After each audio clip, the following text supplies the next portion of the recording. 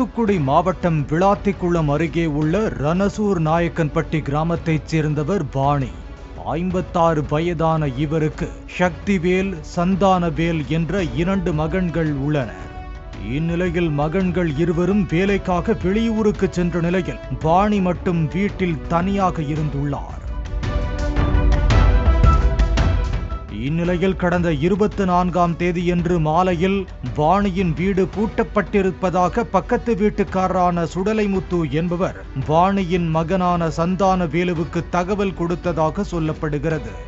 பின்னர் சந்தானவேல் வீட்டிற்கு வந்து பார்த்தபோது வீட்டிற்குள் முனகல் சத்தம் கேட்டதால் வீட்டை உடைத்து உள்ளே சென்றதாக சொல்லப்படுகிறது. உள்ளே சென்று பார்த்தபோது தாய் வாணி கழுத்தில் இறுக்கமான காயத்துடன் மயங்கிய நிலையில் கிடந்துள்ளார்.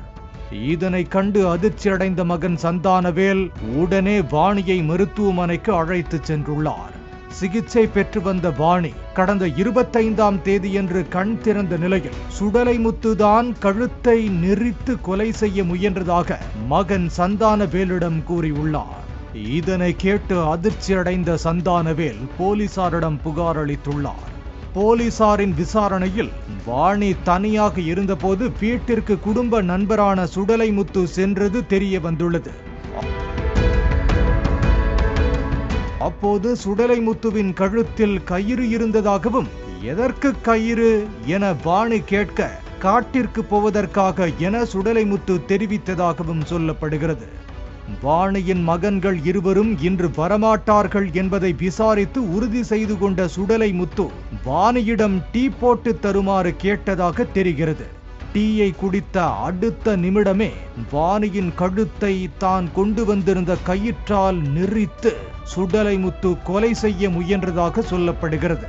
கழுத்தை நெரித்ததில் வாணி இறந்துவிட்டதாக நினைத்து வாணி அணிந்திருந்த நகையை பறித்து கொண்டு சுடலைமுத்து வீட்டை பூட்டிவிட்டு சென்றது தெரிய வந்துள்ளது. வாணியின் இந்த வாக்குமூலத்தை தொடர்ந்து தலைமறைவான சுடலைமுத்துவை கைது செய்த போலீசார் கடன் பாக்கியை அடைப்பதற்காக அவர் இக்குற்றத்தில் ஈடுபட்டதாக தெரிவித்தனர்.